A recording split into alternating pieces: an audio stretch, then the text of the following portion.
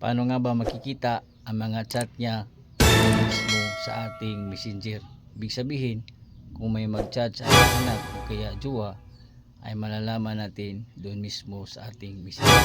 Kung interesado ka kaibigan, i-click ang palubuton sa tabi ng pangalan ko para updated ka palagi sa ating video. At pwede mo rin akong i-subscribe para personal mo kung ma-message sa group. So tara, kung may katanungan ka, comment sa comment section. So tara, let's go. Legit nga na ang mga chat doon sa phone ng ating anak o kaya ng ating duwa ay malalaman natin doon mismo sa ating phone. Huwag sa ating pagtuturo kaibigan, pakishare naman ang ating mga videos para madaming makaalam at madaming matuto ng mga ganitong tricks sa kanilang cellphone, at makaalam na din tayo kung paano makikita ang mga chat nila doon mismo sa ating phone. So palala lang kaibigan, isa po itong tricks kaibigan na dapat mong malaman para magawa mo ng maayos. So una ay open mo lang ang iyong phone at itap ang Play Store, itap ang search lane, at dito hanapin mo lang ang sharing notification, ito at itap mo. Then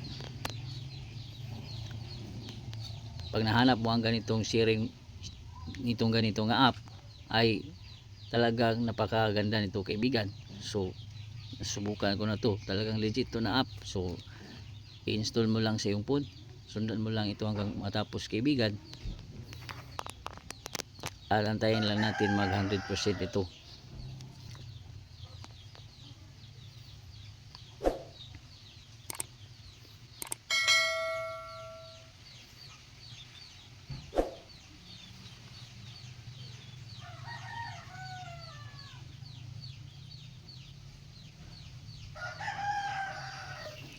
So kung na-install mo na ito sa iyong phone, ay open mo lang.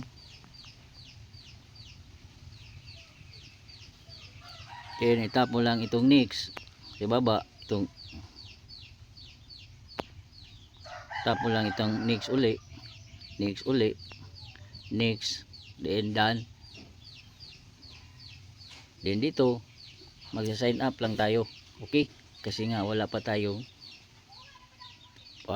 account. Tap natin itong sign up, then gawa tayo ng email. So pwede gumawa ka lang ng email na kung ano-ano. Halimbawa ito sa akin, halimbawa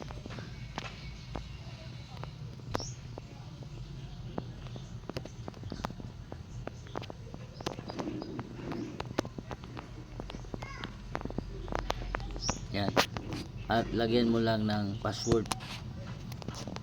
Dapat 6 na password, 1, 2, 3, 4, 5, 6. So kopyahin mo lang 1, 2, 3, 4, 5, 6. So ganun lang kaibigan.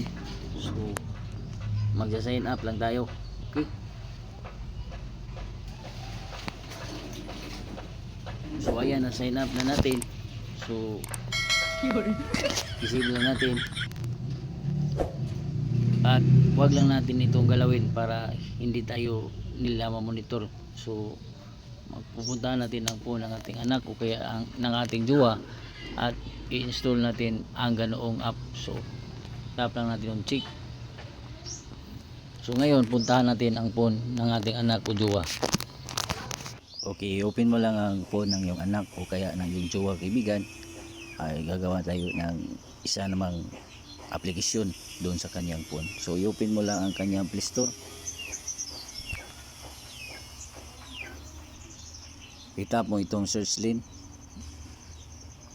then i-search mo dito ang sharing notification ito.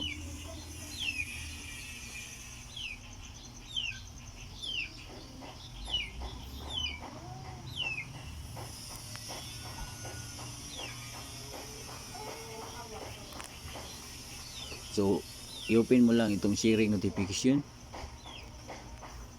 then install mo sa kanyang phone.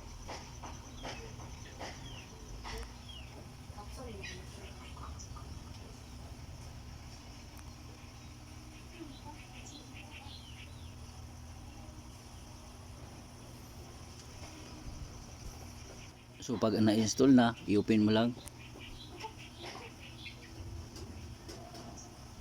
itap mo lang itong next ibaba, next, next uli, next, then done.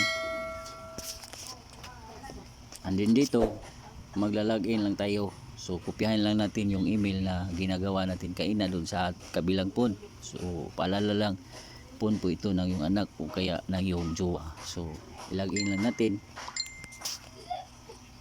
So kopyahin mo lang yung email na ginawa natin kaina. Okay?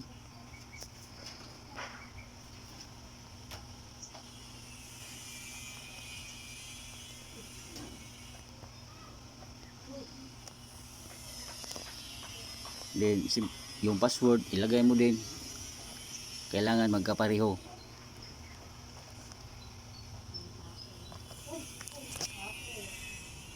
At kung nalagay mo na ang email at ang password, so ilagin mo lang.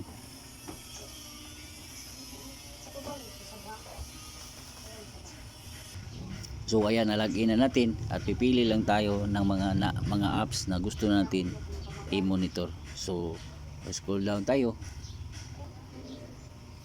So kung nahanap mo na ang Messenger, ito tagilon mo lang. So pwede pala ito sa Facebook, pwede kung tagilon mo din. At pwede po rin ito sa TukTik. So ganun. At madami pa dito gusto mo nais na malaman sa kanyang phone. So i-check lang natin. Yan, then okay. Then itagilon lang natin itong sharing notification para may access siya sa ating cellphone. Allow. Yan. Then mag-back tayo. Then tap lang natin itong check. Then yes. At ngayon dito tayo sa ating phone. So phone yun ni Jowa kaina na ating ginalaw o kaya phone ng ating anak. So balik tayo sa phone nga natin. So i-open natin ang sharing notification kung mayroon na bang nag-chat. So may ads lang kaibigan. So talagang legit naman talaga to. Hintayin lang natin ang ads. So legit nga, ito nga yung chat kaibigan na nandun sa messenger ng ating anak o jowa at nalalaman din natin. So itap lang natin itong watch ads to view kasi nga ito yung kabayaran pag binuksan natin yung chat. So itap natin. So ganun lang kaibigan, para malaman nyo ang mga chat, kailangan lang manood din tayo ng ads. Ito na nga kaibigan ang chat. So legit nga na ang mga chat doon sa phone ng ating anak o kaya ng ating jowa ay malalaman natin doon mismo sa ating phone. Huwag kalimutang i-share din sa iba kaibigan para matutunan din nila ang ganitong para malaman ang mga chat. So huwag kalimutang i-share ating videos. Tandaan ang kalaman ni Kaymanan. God bless po sa ating lahat.